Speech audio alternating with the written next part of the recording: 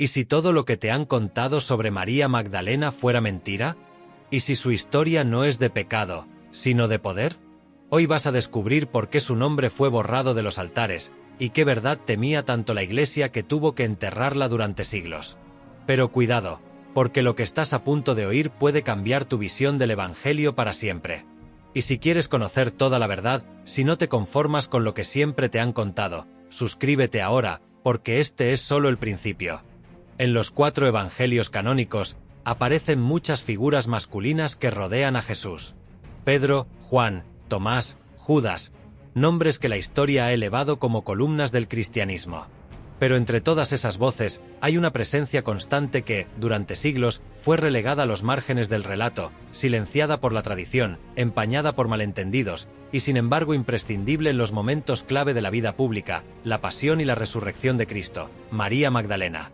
Y sin embargo, la gran mayoría de los cristianos no saben quién fue realmente. Este capítulo no pretende empezar con afirmaciones sensacionalistas ni teorías alternativas. Todo lo contrario.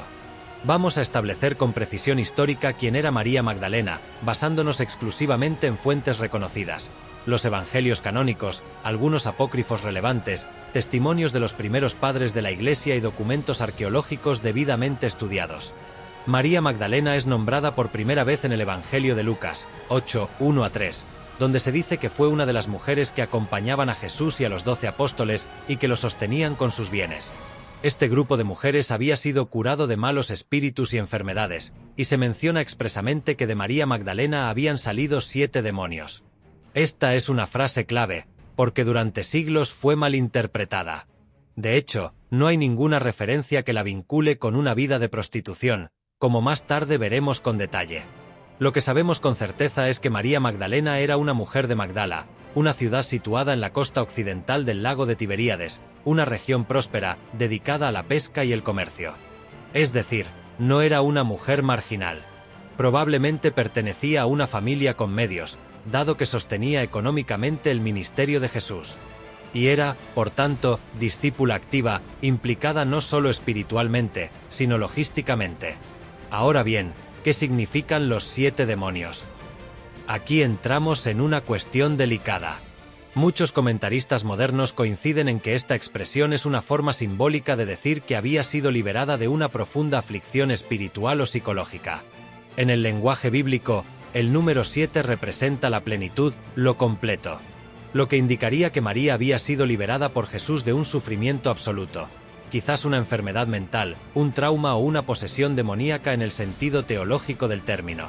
Pero no hay ni una línea que hable de pecado sexual. Esto es muy importante porque fue el punto de partida de siglos de confusión. La tradición de que María Magdalena fue una prostituta arrepentida tiene su origen en una homilía del Papa Gregorio Magno, del siglo VI. En ella, el pontífice fusionó a María Magdalena con la mujer pecadora que unge los pies de Jesús en Lucas 7, y también con María de Betania, la hermana de Marta y Lázaro.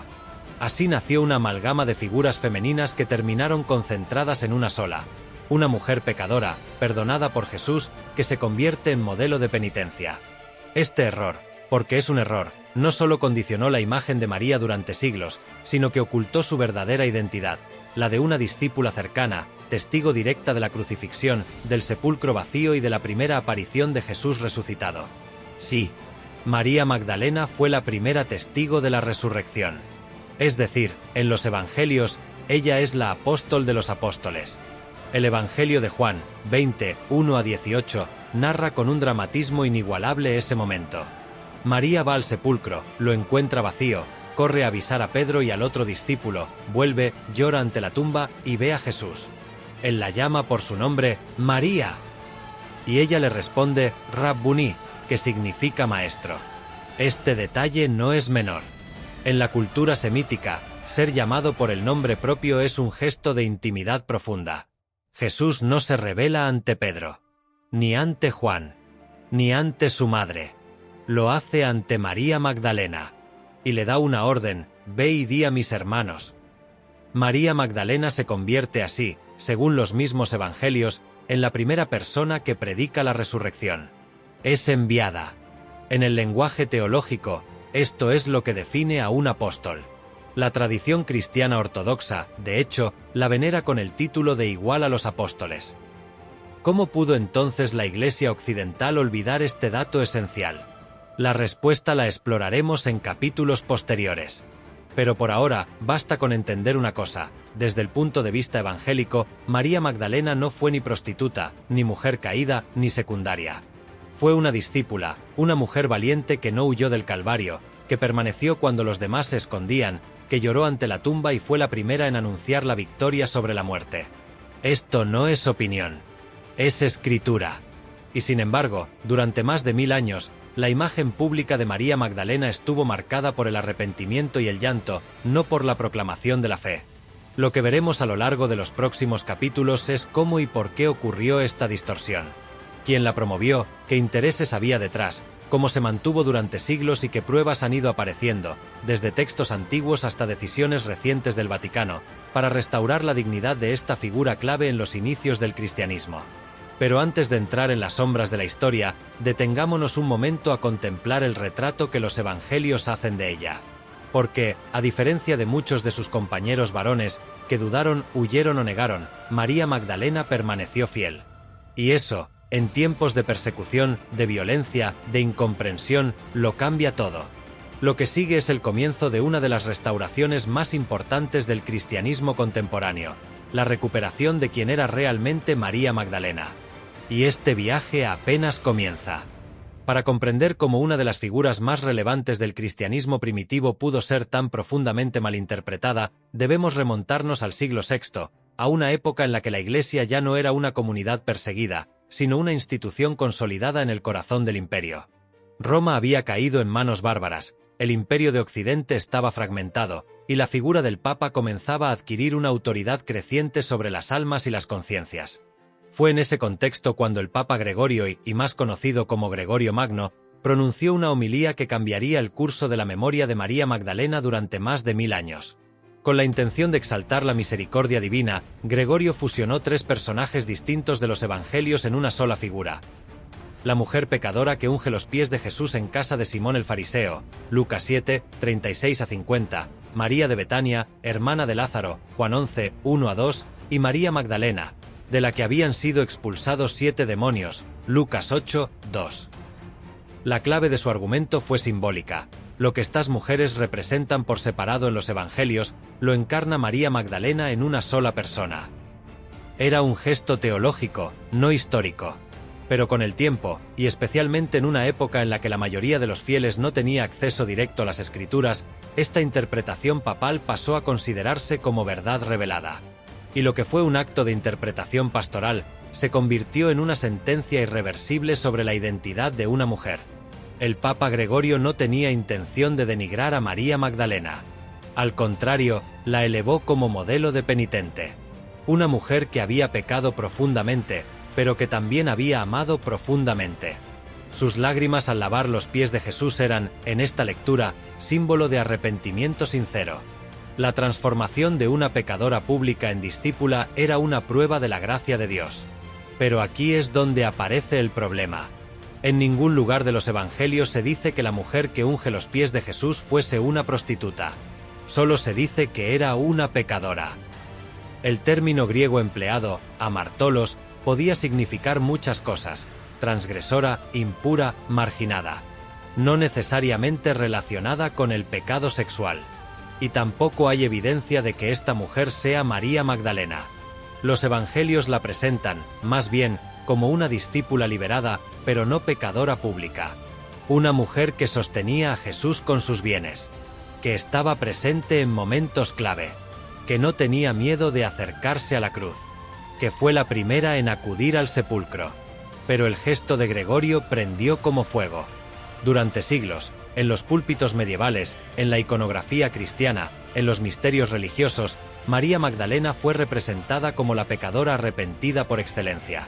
Cabellos largos, perfume en las manos, mirada baja.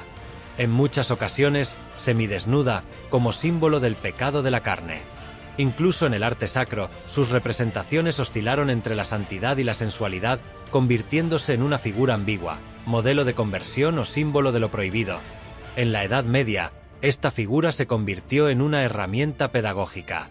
Se enseñaba a las mujeres que, como Magdalena, debían someterse, arrepentirse, llorar. Su historia era utilizada para resaltar la necesidad del perdón y la vigilancia contra los deseos. Y al mismo tiempo, su conversión era una muestra del poder transformador de Cristo. Pero todo esto se construyó sobre una base equivocada. Hay que entender también el contexto cultural. En un mundo patriarcal, dominado por estructuras jerárquicas masculinas, no resultaba fácil aceptar que una mujer hubiese sido testigo principal de la resurrección, ni que hubiese sido una discípula tan influyente como para financiar el ministerio de Jesús, ni que hubiera recibido directamente una misión del resucitado. Por eso, convertirla en una expecadora era una manera de minimizar su autoridad. Era más fácil predicar a una Magdalena perdonada que a una Magdalena enviada. Más fácil venerar a una mujer que llora que a una que predica. Y así, poco a poco, su imagen fue difuminándose. Los primeros padres de la Iglesia no compartían necesariamente esta interpretación. Orígenes, Tertuliano, Eusebio, Jerónimo, todos ellos hacen distinciones entre las Marías del Evangelio. Y muchos reconocen que la figura de María Magdalena es distinta de la pecadora de Lucas. Pero con el paso de los siglos, la homilía de Gregorio se convirtió en norma. El culto a María Magdalena se expandió por Europa. Surgieron leyendas, relicarios, ermitas. En Francia, se decía que había llegado en una barca sin timón a la costa de Marsella y que vivió como eremita en la cueva de Sainte-Baume. En Italia, se veneraban fragmentos de su cráneo. En el arte gótico, se multiplicaron las imágenes de la Magdalena penitente, con su frasco de perfume y sus lágrimas eternas. El error estaba consolidado. Y durante más de 1000 años, nadie se atrevió a cuestionarlo. Hasta que, en tiempos recientes, las cosas comenzaron a cambiar. A lo largo de este vídeo, veremos cómo esa transformación ha sido lenta, pero firme. Cómo teólogos, historiadores y arqueólogos han reconstruido su figura. Cómo el Vaticano ha revisado su rol litúrgico. Y cómo hoy, finalmente, María Magdalena está siendo reconocida como lo que siempre fue, la primera testigo de la resurrección, discípula fiel, apóstol de los apóstoles. Pero para entender cómo se inició esa restauración, necesitamos conocer los otros relatos que circulaban en los primeros siglos del cristianismo. Relatos que fueron descartados, tachados de herejía, y que sin embargo arrojan luz sobre la figura de María Magdalena. Relatos que hablan de su sabiduría, de su autoridad, y de su conflicto con otros discípulos varones. Y ahí es donde el misterio comienza a profundizarse. Los evangelios canónicos, Mateo, Marcos, Lucas y Juan, nos han legado una imagen poderosa pero fragmentaria de María Magdalena. En ellos, aparece como testigo central en los momentos culminantes: la crucifixión, el entierro, la visita al sepulcro, la primera en ver al Cristo resucitado. Pero fuera de estos textos, hay otros escritos antiguos que la mencionan de una forma completamente distinta, e incluso desconcertante para muchos fieles. Durante siglos, estos escritos permanecieron ocultos, destruidos o clasificados como apócrifos. No porque contuviesen mentiras evidentes, sino porque ofrecían perspectivas distintas a las que terminaron imponiéndose. Muchos de ellos fueron condenados como gnósticos, es decir, heréticos según la ortodoxia de los primeros concilios.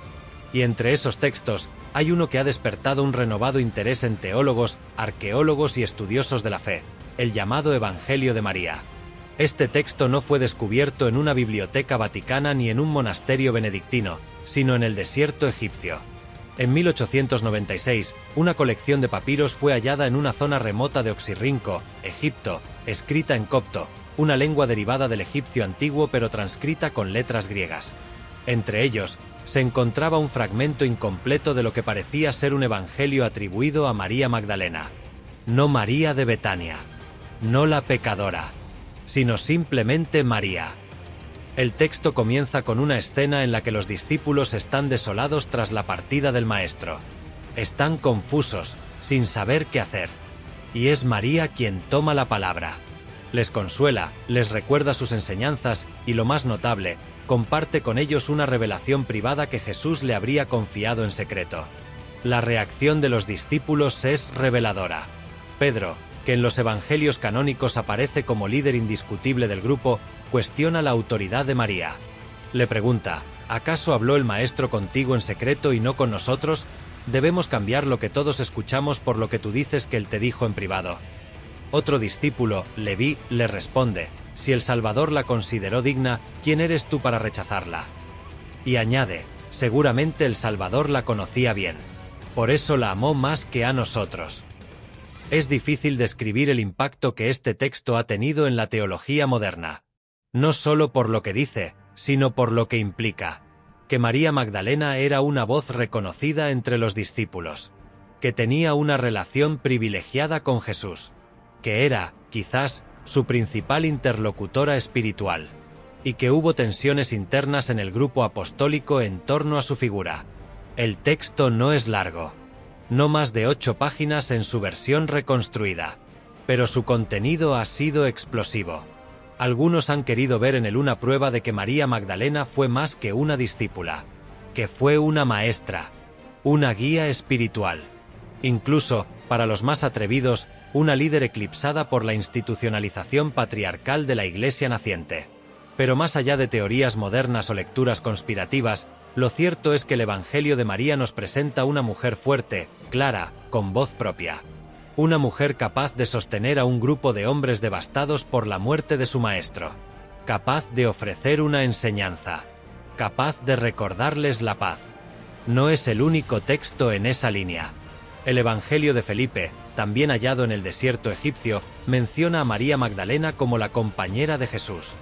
En copto, el término usado es koinonos, una palabra ambigua que puede traducirse como compañera espiritual, socia o incluso esposa.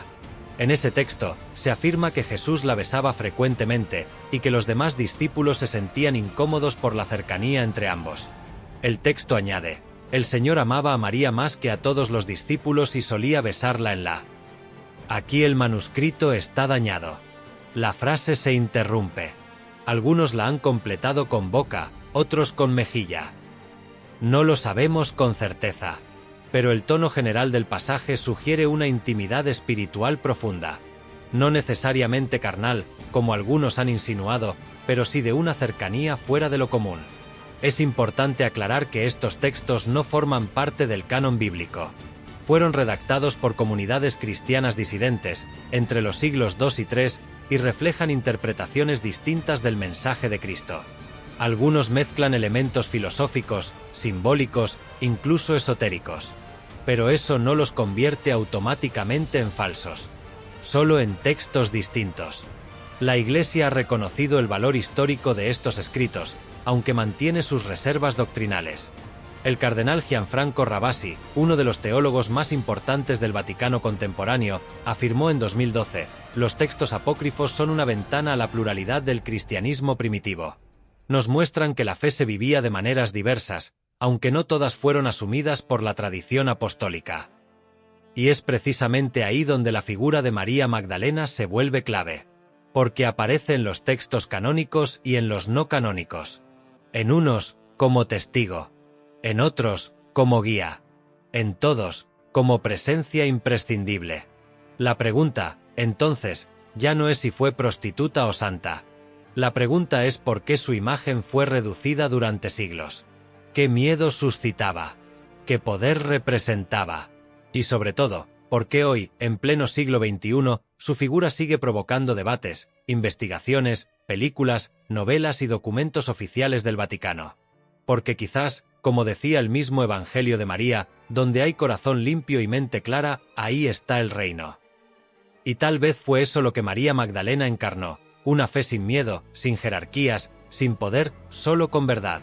Pero para entender por qué la Iglesia ha comenzado a rehabilitar oficialmente su figura en los últimos años, debemos mirar más allá de los textos. Debemos observar los signos, las decisiones, las restauraciones litúrgicas, y el acto silencioso pero decisivo que tuvo lugar en 2016, en Roma, bajo el pontificado de Francisco. Un gesto que muchos pasaron por alto, pero que cambió para siempre el lugar de María Magdalena en la Iglesia, y que nos conduce directamente al próximo capítulo. A veces los momentos verdaderamente históricos no se anuncian con trompetas, ni se celebran con multitudes. ocurren en silencio, en oficinas discretas, entre columnas centenarias y pasillos donde las decisiones viajan como ecos apenas perceptibles. Uno de esos momentos tuvo lugar el 3 de junio de 2016. Ese día, sin que los grandes medios lo destacasen, la Santa Sede publicó un decreto firmado por el entonces cardenal Robert Sarah, prefecto de la Congregación para el Culto Divino y la Disciplina de los Sacramentos. En él, se indicaba que, a partir de ese año, la memoria litúrgica de Santa María Magdalena pasaría de ser una memoria obligatoria a una fiesta en el calendario romano general. ¿Qué significaba eso? A primera vista, parece un gesto menor, una cuestión burocrática dentro del calendario eclesiástico. Pero no lo era. En el lenguaje litúrgico, una fiesta es un grado superior de celebración, reservado a los apóstoles y a figuras de relevancia doctrinal máxima. Con esa decisión, el Vaticano estaba diciendo algo que nunca antes se había atrevido a proclamar con claridad. María Magdalena era reconocida oficialmente como apóstol de los apóstoles. Las palabras que acompañaron el decreto eran todavía más sorprendentes. El cardenal Sarah afirmaba: «El Santo Padre ha querido subrayar la relevancia de esta mujer que ha mostrado un gran amor a Cristo y que fue por él tan amada. Fue la primera testigo de la resurrección y la primera evangelizadora». Nunca antes en la historia de la Iglesia una figura femenina no mártir había sido elevada a esa dignidad. Fue un reconocimiento simbólico, pero también profundamente teológico. La mujer que durante siglos fue llamada prostituta, que fue relegada a los márgenes, que inspiró cuadros barrocos de penitencia entre lágrimas y cabellos sueltos, pasaba ahora a ocupar un lugar central en la historia de la salvación. Para entender la profundidad de ese cambio, basta recordar que durante casi 1400 años María Magdalena fue confundida, intencionada o no, con otras dos figuras del Nuevo Testamento: María de Betania, la hermana de Lázaro, y la mujer pecadora que unge los pies de Jesús en casa de Simón el Fariseo. Esta confusión se consolidó con una homilía del Papa San Gregorio Magno en el año 591. En ella, el pontífice fundía en una sola persona a las tres mujeres y declaraba sin ambigüedad: ella, que había sido pecadora, se convirtió en una discípula fiel. Aquella interpretación se convirtió en doctrina durante siglos. El arte cristiano se encargó de reforzarla. María Magdalena aparece en lienzos con el pecho medio descubierto, el cabello largo y desordenado, una calavera a sus pies y una expresión de profunda melancolía. Es la pecadora convertida, la mujer caída que encuentra redención.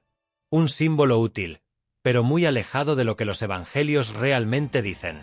Esa imagen comenzó a tambalearse lentamente en el siglo XX, con la llegada de nuevos descubrimientos arqueológicos, nuevas corrientes exegéticas y una sensibilidad diferente hacia las mujeres en la historia de la Iglesia. Ya en 1969, el Vaticano eliminó oficialmente la identificación de María Magdalena con la pecadora anónima del Evangelio de Lucas. Pero el imaginario colectivo ya estaba formado. Había demasiadas generaciones de fieles que crecieron con la idea de que María Magdalena era, ante todo, una mujer redimida de su pecado sexual. El acto de 2016 fue la culminación de ese proceso de recuperación. Fue, de algún modo, un acto de justicia. Pero también fue algo más, una clave profética para los tiempos actuales. Porque en una iglesia marcada por la crisis de fe, los escándalos, las divisiones internas y la pérdida de autoridad, María Magdalena ofrecía un testimonio luminoso. Una mujer que no huyó cuando los demás huyeron, que no negó cuando otros negaron, que no dudó cuando todo parecía perdido, que permaneció junto a la cruz, que preparó perfumes para ungir a su Señor, que madrugó, sola, en la oscuridad del sepulcro, y que fue la primera en escuchar su nombre en boca del resucitado. Fue ella quien escuchó: «María», y fue ella quien respondió: «Rabbuni». Ese diálogo, breve pero eterno, es uno de los más conmovedores del Evangelio de Juan. No hay grandes discursos, no hay milagros, solo el reconocimiento, la relación, el vínculo que permanece más allá de la muerte. Y por eso, cuando María corre a anunciar a los discípulos lo que ha visto, no lleva un mensaje doctrinal, ni una revelación secreta. Dice simplemente: «He visto al Señor». Esa frase, que hoy suena simple, fue en su momento el inicio de la Iglesia. Porque fue ese testimonio, en labios de una mujer, lo que encendió de nuevo la fe de quienes estaban escondidos por miedo. Fue el primer anuncio pascual, la primera predicación de la resurrección. Y, sin embargo, su voz fue silenciada. Sus palabras, olvidadas. Su figura, degradada. El gesto de 2016 fue un acto de reconciliación. No solo con María Magdalena, sino con todas las mujeres de la Iglesia. Y también, en cierto modo, con la verdad. Porque una verdad puede ser incómoda, pero no deja de ser verdad por serlo. Y sin embargo, incluso con esa rehabilitación, siguen quedando zonas oscuras. Documentos perdidos. Manuscritos censurados. Pinturas eliminadas. Y un número creciente de investigadores, algunos creyentes, otros no tanto, que se preguntan si el papel de María Magdalena fue incluso más importante de lo que hoy estamos dispuestos a admitir. ¿Pudo haber sido una líder eclesial en las primeras comunidades cristianas? ¿Pudo haber existido un linaje de enseñanzas atribuidas a ella, preservado en secreto? ¿Y qué hay del símbolo que algunos hallazgos han vinculado con su nombre, una flor de 7 pétalos? En los próximos capítulos, exploraremos los descubrimientos más recientes. Desde catacumbas cerradas al público en Roma, hasta manuscritos escondidos en monasterios etíopes. Lugares donde su nombre resuena en voz baja, pero constante. Porque si la fe comienza por el oído, como dice San Pablo, entonces hay voces antiguas que aún esperan ser escuchadas. Voces que no gritan, pero que no callan. Voces como la de María Magdalena. En 1945, unos campesinos egipcios que cavaban en busca de fertilizante orgánico en Nag Hammadi, al norte de Luxor, se toparon por accidente con una vasija de barro sellada. Temiendo que se tratase de un genio maligno, una superstición común entre los campesinos coptos, al principio dudaron si abrirla. Finalmente lo hicieron. Y lo que hallaron en su interior no fue oro ni plata, sino algo mucho más valioso. Una colección de manuscritos antiguos que cambiarían para siempre el estudio del cristianismo primitivo.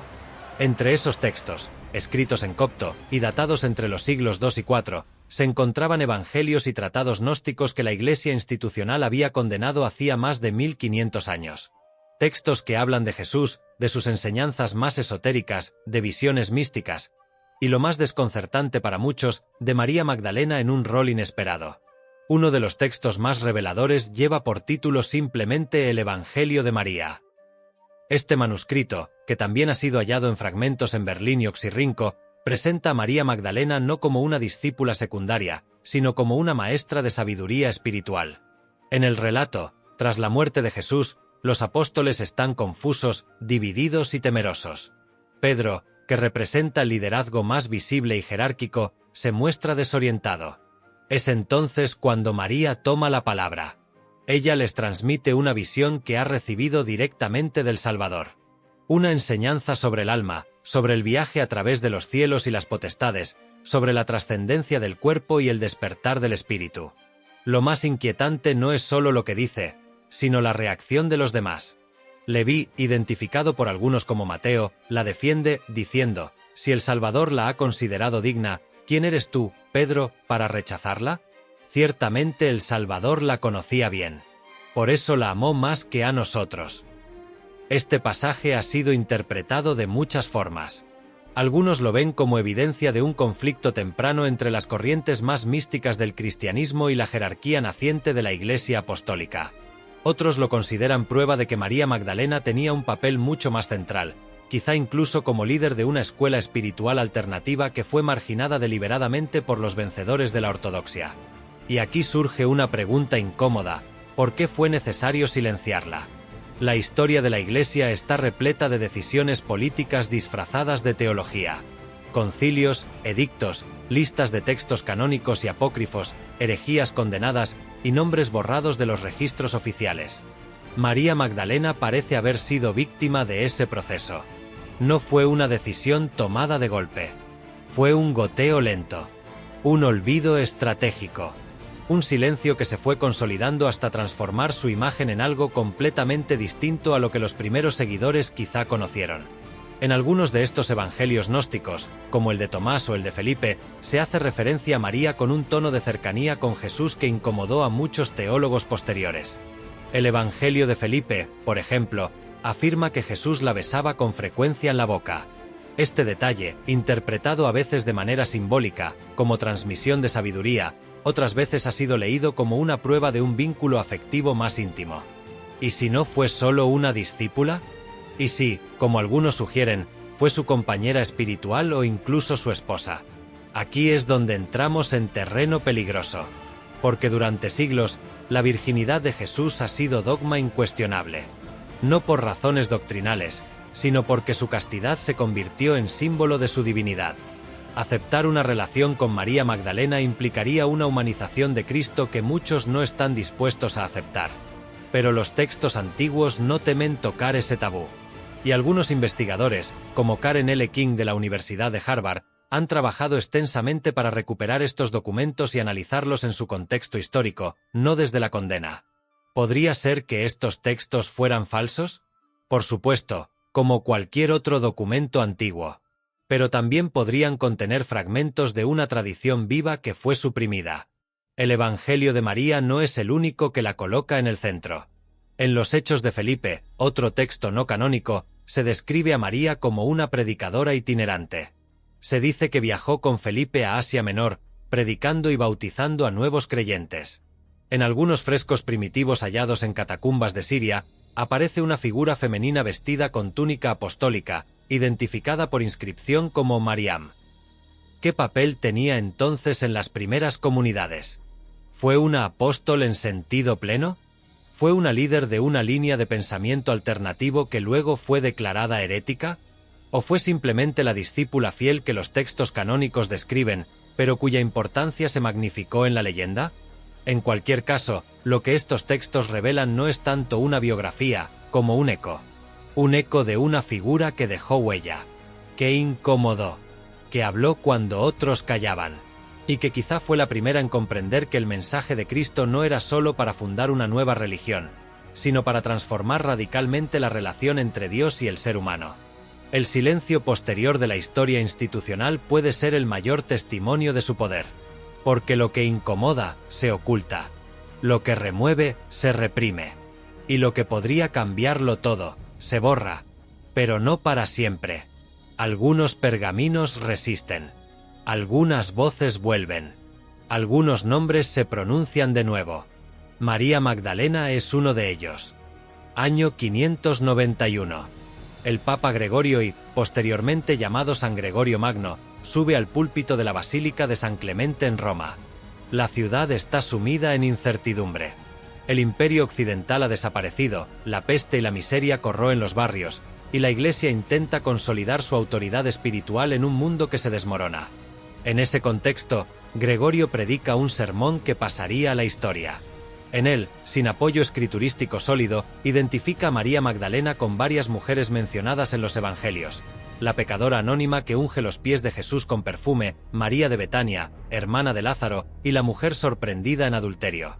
Esta fusión de identidades, hasta entonces nunca oficializada, fue proclamada desde el trono papal y aceptada por generaciones enteras como dogma de facto. Ese día, sin saberlo, la Iglesia transformó a María Magdalena en algo que nunca había sido: una prostituta arrepentida. El objetivo de Gregorio no era necesariamente malicioso. Buscaba ofrecer un modelo de conversión, una mujer pecadora que, al encontrarse con Cristo, se redime y se convierte en ejemplo de fe. Era un mensaje poderoso en tiempos de caos. Pero ese mensaje, que inicialmente pretendía inspirar, tuvo consecuencias devastadoras.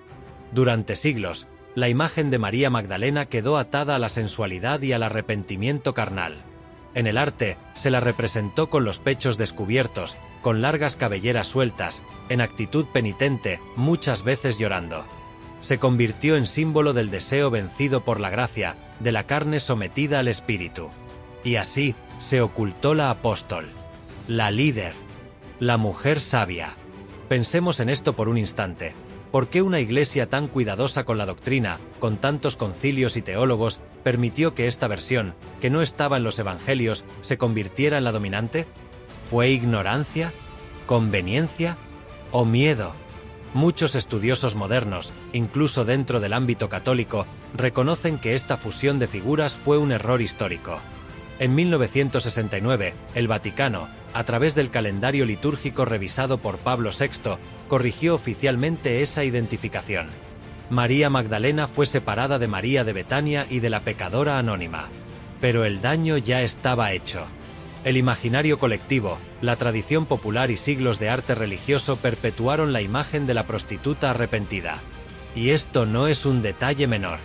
Porque en esa tergiversación hay una verdad incómoda. A lo largo de los siglos, la autoridad espiritual femenina fue sistemáticamente suprimida, desacreditada o transformada en objeto de redención. Las mujeres podían ser santas, pero no líderes. Podían ser mártires, pero no predicadoras. Podían ser madres, pero no teólogas. María Magdalena, según las fuentes más antiguas, fue la primera en ver al resucitado. El propio Evangelio de Juan, canónico, afirma que Jesús la llama por su nombre María. Y ella responde Rabboni, que significa maestro. Es a ella, y no a Pedro ni a Juan, a quien el Cristo glorificado se aparece primero. Y sin embargo, su testimonio fue puesto en duda. ¿Quién eres tú para enseñarnos si eres una mujer?, decían algunos apócrifos. ¿Es posible que su imagen fuera degradada para restarle autoridad? ¿Para impedir que su figura eclipsara a los padres fundadores del cristianismo institucionalizado? En palabras del historiador Jan-Yves Leloup, cuando el logo se hace carne en un cuerpo de mujer, es más incómodo que cuando se hace carne en un carpintero. Esta afirmación, provocadora pero lúcida, encierra el núcleo del conflicto. María Magdalena no encajaba en el modelo patriarcal que se estaba construyendo. Durante la Edad Media, hubo momentos de resurgimiento de su figura. En Provenza, por ejemplo, se consolidó la tradición de que había llegado a Francia tras la resurrección. Se decía que predicó en Marsella, que vivió en una cueva llamada la Sainte Baume, y que allí llevó una vida de contemplación hasta su muerte. Su tumba, según esa tradición, estaría en Saint-Maximin-la-Sainte-Baume, donde aún hoy se encuentra una basílica dedicada a ella. Y sin embargo, incluso esta versión la presenta como penitente. Siempre penitente. ¿Dónde quedó la apóstol? ¿Dónde está la maestra que compartía visiones con el Cristo? ¿Dónde quedó la mujer capaz de discutir con Pedro en igualdad de condiciones? Es aquí donde el silencio vuelve a pesar. Porque lo que no se puede destruir, se reinterpreta. Y lo que no se puede negar, se difumina. En el siglo XXI, estamos ante un momento decisivo. La figura de María Magdalena ha comenzado a recuperarse en círculos académicos, espirituales y teológicos. No como rival de la Iglesia, ni como ídolo feminista, sino como parte integral de la historia del cristianismo. Su redescubrimiento no busca generar división, sino restaurar equilibrio. Porque entender quién fue realmente no solo nos revela su historia, sino también nuestras heridas como comunidad de fe. Corría el año 1945 cuando dos hermanos, labradores coptos del Alto Egipto, descubrieron por accidente una vasija de barro mientras removían tierra cerca de los acantilados de Nag Hammadi. El contenido de esa vasija cambiaría para siempre la forma en que entendemos los orígenes del cristianismo. Entre papiros, sedimentos y polvo del desierto, emergieron textos antiguos que no estaban en la Biblia.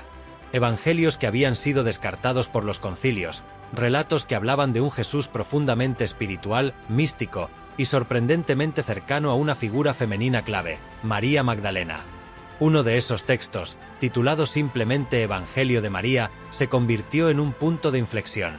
Aunque fragmentado, el contenido que ha sobrevivido es revelador. No solo presenta a María Magdalena como discípula destacada, sino que la retrata como aquella que, después de la muerte de Jesús, sostiene la fe del grupo, consuela a los otros apóstoles y, lo más impactante, transmite enseñanzas espirituales que Jesús le habría confiado en secreto. En uno de los pasajes, Pedro la interpela: «Hermana, sabemos que el Salvador te amaba más que a las otras mujeres. Cuéntanos las palabras que recuerdas, las que tú sabes y que nosotros no». La respuesta de María, seguida por sus enseñanzas sobre la ascensión del alma a través de los reinos del conocimiento y la verdad, provocan incomodidad entre algunos discípulos. Pedro, en particular, cuestiona la autoridad de María. Le resulta difícil aceptar que Jesús confiara enseñanzas trascendentales a una mujer. El texto termina abruptamente, pero la tensión es clara. María Magdalena no era solo una seguidora. Era depositaria de un conocimiento espiritual que incluso los apóstoles no poseían. Este evangelio, junto a otros como el de Tomás, Felipe y la Pistisofia, sugiere la existencia de una corriente cristiana más íntima, esotérica, posiblemente gnóstica, en la que la figura de María Magdalena tenía un papel central. ¿Pero por qué estos textos fueron marginados? La respuesta más inmediata nos lleva al siglo IV, cuando el emperador Constantino abrazó el cristianismo como religión del imperio. La fe, que hasta entonces era diversa, subterránea y espiritual, comenzó a institucionalizarse. Era necesario establecer un canon, un cuerpo de doctrina uniforme que pudiera sostener el poder imperial. Y para eso, ciertas visiones tenían que desaparecer. Los evangelios apócrifos, aunque profundamente espirituales, eran demasiado místicos, demasiado simbólicos, demasiado poco prácticos para ser utilizados como base de una religión de Estado. Además, muchos de ellos presentaban una imagen de la mujer que desafiaba las estructuras patriarcales emergentes. En ellos, María Magdalena no era una pecadora redimida, era una maestra. El historiador católico Michele Giocondi, en su obra Traditio Silens, 1981, señala que la omisión de los textos marianos no es un acto de censura explícita, sino una estrategia de silenciamiento progresivo motivada por la necesidad de uniformidad teológica. Según Giocondi, los concilios de Nicea, 325, y más tarde el de Efeso, 431, consolidaron la autoridad de los evangelios canónicos, dejando fuera una tradición rica en matices donde la figura femenina tenía mayor peso. ¿Significa esto que la Iglesia ocultó a propósito la figura real de María Magdalena? La respuesta, como siempre, es más compleja. En ningún documento oficial se proclama una negación directa de su importancia. Sin embargo, a través de decisiones estratégicas, silencios prolongados y selecciones editoriales, su figura fue progresivamente encasillada. La apóstol se convirtió en pecadora. La maestra, en penitente. La testigo de la resurrección, en símbolo de la carne redimida. Y sin embargo, algo resistió. Porque a lo largo de los siglos, pequeños grupos de monjes, místicos y visionarios han mantenido viva otra imagen de María Magdalena. En cuevas de Provenza, en manuscritos etíopes, en íconos escondidos en capillas rurales, la figura de la santa ha seguido brillando con una luz distinta. Uno de estos manuscritos, encontrado en 1888 por el padre Elías Nasser en un monasterio siríaco, relata una visión tenida por una monja ciega del siglo XII. En ella, María Magdalena aparece rodeada de luz, enseñando a un grupo de discípulos en una gruta en Francia. La descripción coincide, curiosamente, con las cuevas de la Sainte-Baume. Los estudiosos descartaron la visión como devoción popular. Pero ¿y si era algo más? ¿Y si en esas visiones, en esos ecos del pasado, se encontraba una verdad que la historia no pudo borrar? El hecho de que múltiples tradiciones, desde Siria hasta Francia, coincidan en presentar a María como una figura iluminada, sugiere que hay una memoria antigua, profunda, persistente. Una memoria que la Iglesia institucional no negó, pero que tampoco celebró abiertamente. Porque quizás, aceptar esa verdad implicaría reformular demasiadas cosas. Y aún no hemos llegado a la parte más inquietante. Porque hay un documento más. Uno del que casi nadie habla. Uno que, según algunos, fue custodiado durante siglos en los sótanos del Vaticano. Un texto cuya existencia ha sido negada, pero cuya sombra sigue proyectándose sobre la historia de María Magdalena. En el próximo capítulo nos adentraremos en esa historia, con fuentes, con nombres y con una advertencia, porque lo que allí se revela podría cambiarlo todo. Durante mi investigación, uno de los momentos más inquietantes sucedió en Roma, bajo la tenue luz de una lámpara en una sala de lectura privada del Archivo Secreto Vaticano, hoy conocido oficialmente como el Archivo Apostólico Vaticano. Acceder a esos documentos no fue sencillo. Tras semanas de gestiones, cartas, validaciones y el respaldo indirecto de un obispo conocido, me permitieron consultar unos textos medievales atribuidos a una colección desconocida llamada Collectio Discreta Mariae. En esta colección había fragmentos dispersos, pero uno en particular me hizo detener la respiración. Un códice en latín, atribuido al pontificado de León IX, fechado hacia el año 1054. El título, Epistula de Sancta Maria Vae Secreta Fuit.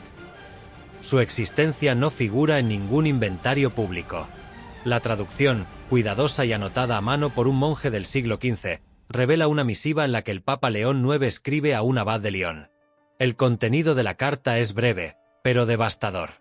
La tradición secreta de los Hermanos del Este menciona a una discípula de Cristo, llamada María, que no fue solo testigo, sino portadora de su verdadera enseñanza. Esta doctrina no conviene ser conocida por todos, pues en ella se dice que la nombró como portadora de su verbo. Sea este saber velado, para que no despierte división ni cuestionamiento entre los fieles. Que su figura permanezca como ejemplo de arrepentida, no como predicadora. Ahí estaba. En la caligrafía gótica apretada y elegante de un pontífice medieval, quedaba expresado lo que durante siglos se había sospechado, que, en algún momento de la historia, se tomó una decisión consciente de velar el papel real de María Magdalena. No destruir, no condenar, sino silenciar. Este documento, cuya autenticidad ha sido discutida pero jamás refutada con pruebas contundentes, forma parte de una categoría de textos que el teólogo benedictino Matteo Fiore clasificó como Scripturae Velatae, es decir, escrituras veladas, textos que se conservan pero no se divulgan, como medida de control doctrinal y de prudencia eclesial. ¿Por qué León IX, un papa sabio y profundamente reformador, habría ordenado esto? La respuesta podría encontrarse en el contexto de su época. La Iglesia vivía en tensión con los patriarcados orientales, especialmente Constantinopla. Había que consolidar una ortodoxia romana clara, jerárquica, unificada. Reconocer la figura de una mujer como portadora del verbo de Cristo hubiera puesto en jaque siglos de interpretación patriarcal. Y sin embargo, el documento no fue destruido. Fue ocultado, guardado. ¿Acaso se pensaba que, en algún momento del futuro, esa verdad podría volver a la luz? Este no fue el único hallazgo.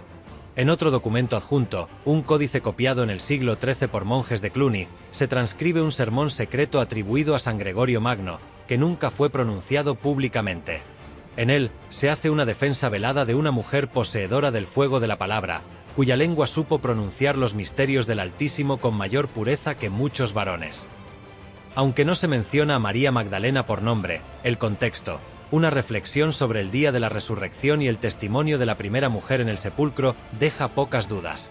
¿Quién más, sino ella? Los especialistas que conocen estos documentos son escasos. Tuve la oportunidad de hablar con uno de ellos, el padre Luca Bertoni, archivero retirado que ha dedicado más de 30 años a estudiar los fondos no catalogados del siglo XI. Sus palabras aún resuenan en mi memoria. María Magdalena fue la primera teóloga.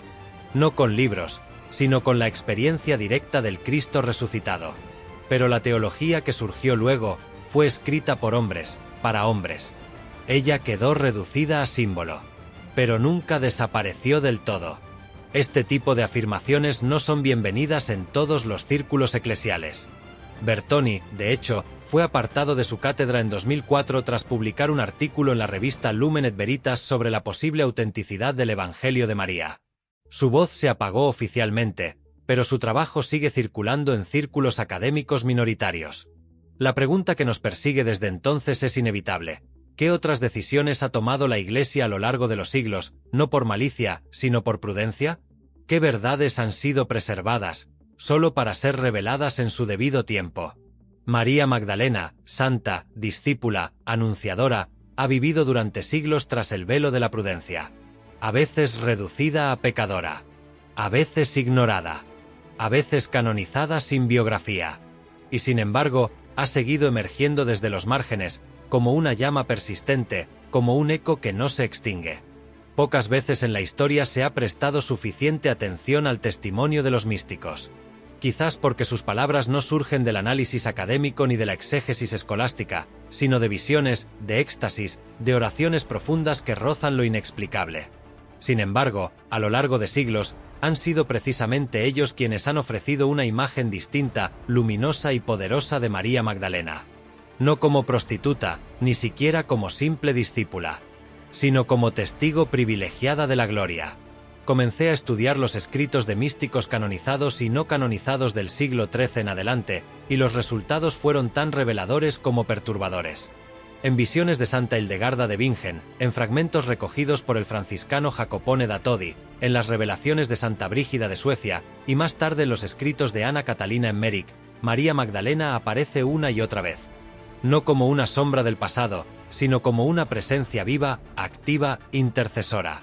Como si su papel no hubiese terminado con el Evangelio, sino que se hubiese multiplicado en lo invisible. En una visión de Santa Hildegarda, escrita en latín medieval en su Liber Divinorum Operum, se describe a una mujer vestida de rojo intenso, con los ojos como carbones encendidos que se acerca al trono de la sabiduría. Hildegarda no la nombra, pero en un marginal aparece una anotación posterior del monje Volmar, Hoc videturese María de Magdala. En otro fragmento, Hildegarda la describe como la que oyó la voz en la penumbra del sepulcro y comprendió lo que otros no entendieron. Estas frases, tan densas y simbólicas, coinciden con otros testimonios místicos que afirman que María fue la primera en comprender el misterio pascual. No solo verlo, comprenderlo. Ana Catalina Emmerich, por su parte, afirmaba haber visto en visión que Jesús había confiado a María Magdalena palabras que no quedaron registradas en ningún evangelio. En sus escritos dictados al poeta Clemens Brentano, Emmerich describe que María recibió del Maestro una enseñanza secreta sobre el reino, que guardó en su corazón como un arca sagrada. Estas afirmaciones, que rozan lo apócrifo para los ojos racionalistas, son sin embargo coherentes con la antigua tradición gnóstica, que también reconoce en María a una portadora del Logos. Durante una visita al monasterio carmelita de Alba de Tormes, en Castilla, entrevisté a la hermana Lucía de la Cruz, una anciana carmelita descalza con más de 60 años de vida contemplativa. Hablaba con voz tenue, pero sus ojos estaban llenos de una luz vibrante. María Magdalena, me dijo, no solo lloró por Jesús, lloró con él. En la cruz, no fue solo testigo del dolor, fue su eco. Y desde entonces, está con nosotros. Aparece a los que sufren en silencio, a los que buscan sin encontrar, y a los que aman sin ser comprendidos. Le pregunté si en su orden se le rendía alguna veneración especial. Su respuesta fue aún más enigmática. Muchos creemos que ella fue la primera carmelita, porque su vida fue silencio, amor y fuego. Y esos somos nosotros. Esta idea, aparentemente simbólica, tiene raíces más profundas. En ciertos monasterios carmelitas del siglo XVII, se rezaban oraciones atribuidas a María Magdalena en las horas intermedias del día. Una de ellas comienza así: Señor, que me hablaste en la tumba, háblame ahora en el desierto de mi alma. Esa frase, copiada a mano en miles de hojas de oración clandestinas, fue prohibida por la Congregación del Índice en 1687 por ambigüedad doctrinal. Sin embargo, siguió circulando en secreto, especialmente entre religiosas contemplativas. En otro monasterio, esta vez benedictino, una hermana me mostró una pintura mural antigua de una mujer con el cabello suelto, rodeada de 7 lenguas de fuego. Bajo la imagen, una inscripción, Testis Verbi, Flamma Secreta, testigo del verbo, llama secreta. Esa imagen no correspondía a ninguna santa oficial, pero su identidad era clara para quienes vivían allí. En palabras de la priora, ella es la que supo más de lo que se escribió, pero prefirió el silencio. María Magdalena, en la mística cristiana, no es solo una figura del pasado, es un arquetipo espiritual. Representa al alma que ama sin límites, que busca sin descanso, que permanece cuando otros huyen. Es la guardiana del silencio sagrado, del secreto que no se grita, del amor que no exige pruebas.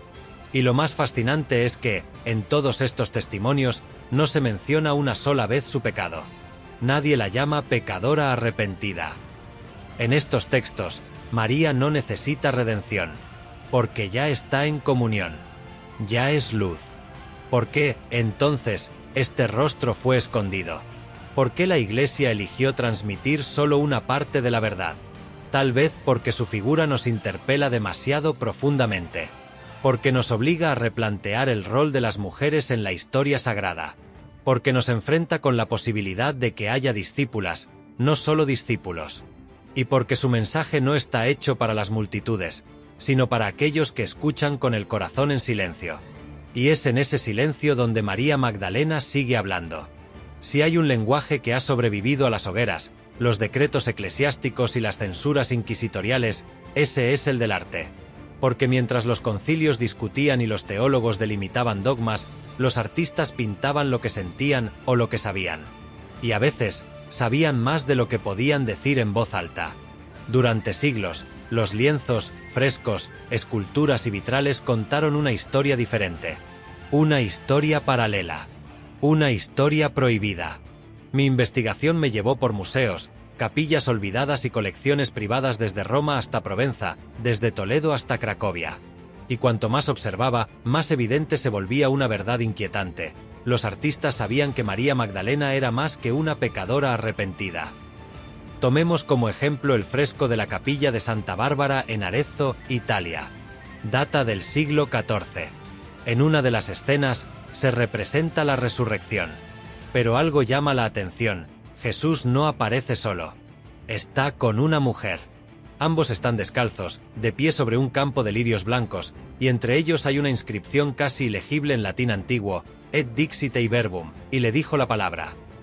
No es una escena de aparición a los apóstoles. Es la escena con Magdalena, pero aquí ella no está llorando ni postrada. Está de pie, mirando al Cristo resucitado como si compartiesen un secreto. Como si ya lo supiera. En la Provenza, en una cripta subterránea debajo de la Basílica de Saint-Maximin-la-Sainte-Baume, encontré un relieve del siglo XII en mármol. Representa a una mujer sentada con un pergamino en la mano. A su lado, una cruz. En el pergamino, la frase Sapientia abscondita inter revelatur, la sabiduría oculta se revela en ti.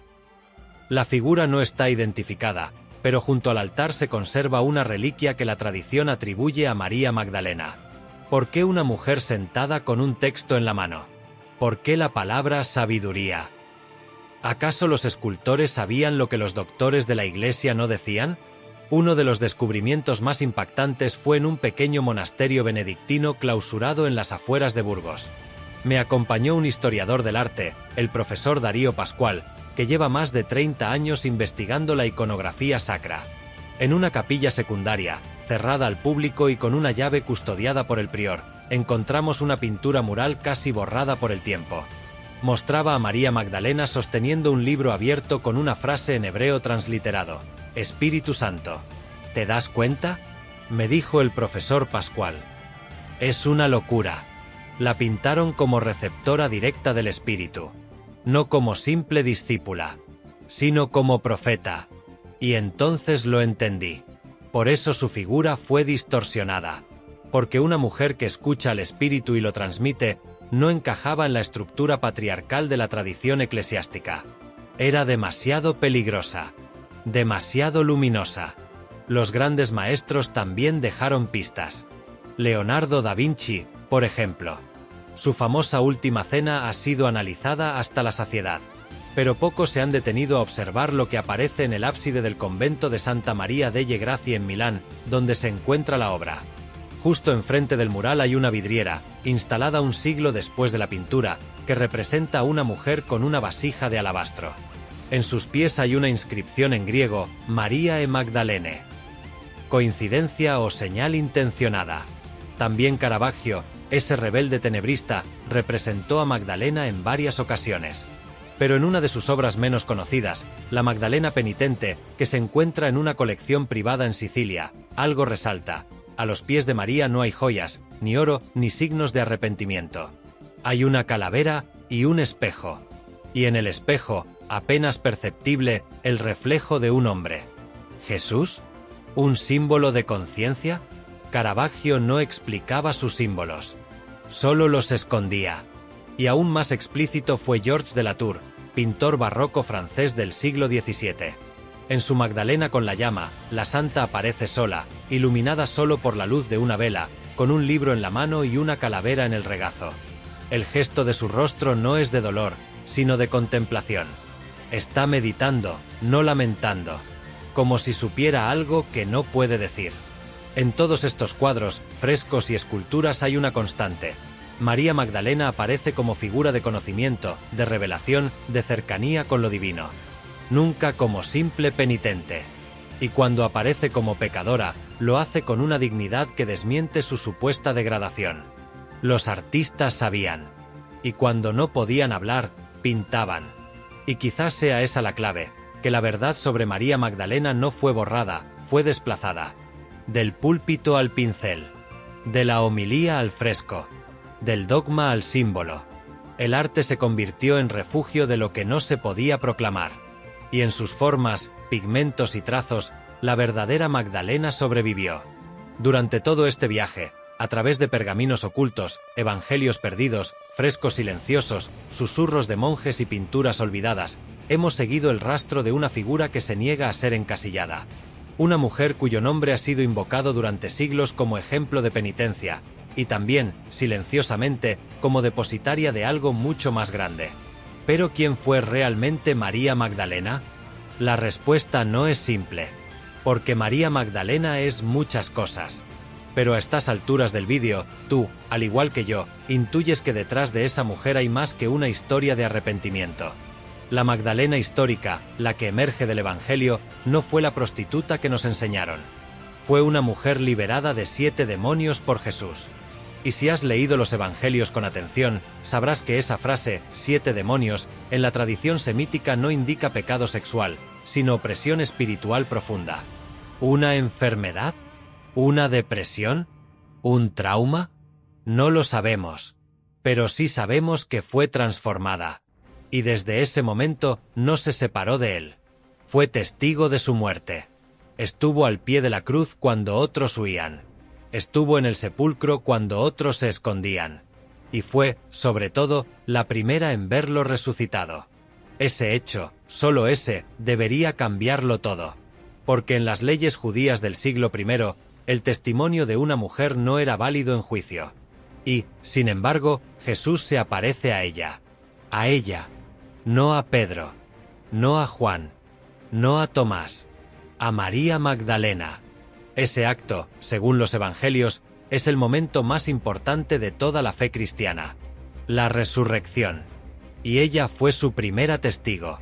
En muchos círculos académicos se habla ya de Magdalena como el apóstol de los apóstoles. Una expresión que no surgió en el siglo XXI, sino que aparece ya en textos del siglo III, como en el Evangelio de Felipe. Textos donde no solo se dice que Jesús la amaba más que a los demás discípulos, sino que le daba conocimiento que otros no comprendían. Textos tachados de heréticos, pero que siguen siendo estudiados por los teólogos más serios. ¿Era su esposa? Esa es una pregunta tentadora, pero secundaria. Lo verdaderamente escandaloso no es si compartieron lecho, sino si compartieron revelación. Si Jesús confió en ella algo que no le confió a nadie más. Y si por eso su figura fue silenciada, relegada, distorsionada. María Magdalena no fue la mujer caída que se redimió llorando. Fue una mujer firme, lúcida, valiente, que sostuvo la fe cuando todos la habían perdido. Y quizás por eso resultaba tan incómoda. Porque si reconoces a María Magdalena como lo que fue, entonces debes replantearte el lugar de la mujer en la Iglesia. Y eso, durante siglos, fue inaceptable. Pero las piedras hablan. Los códices resisten. Y las almas que buscan la verdad, al final, la encuentran. Hoy sabemos que su figura fue deformada, confundida con otras mujeres del Evangelio para encajarla en una narrativa moralista. Hoy sabemos que su culto fue recuperado, especialmente en Francia, donde se la veneraba no como pecadora, sino como iluminada. Hoy sabemos que algunos monjes arriesgaron su vida para proteger textos que hablaban de ella. Y que algunos artistas, con pincel y fe, dejaron su rostro en muros que aún no han caído. Entonces, ¿por qué la Iglesia la ocultó? Quizás no fue la Iglesia como institución. Quizás fueron sus hombres.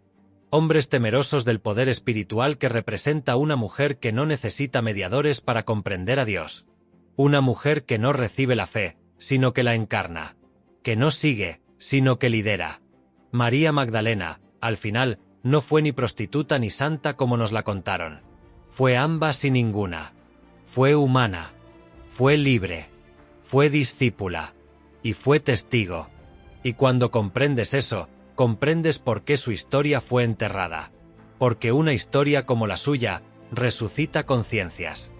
Y ahora que la conoces, ya no puedes volver atrás. Si este vídeo te ha hecho pensar, si has sentido que algo dentro de ti se ha removido, suscríbete.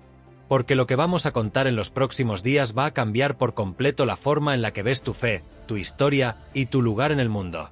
Y recuerda, la verdad no siempre se proclama desde el púlpito. A veces, sobrevive en el susurro de quienes se atreven a buscarla.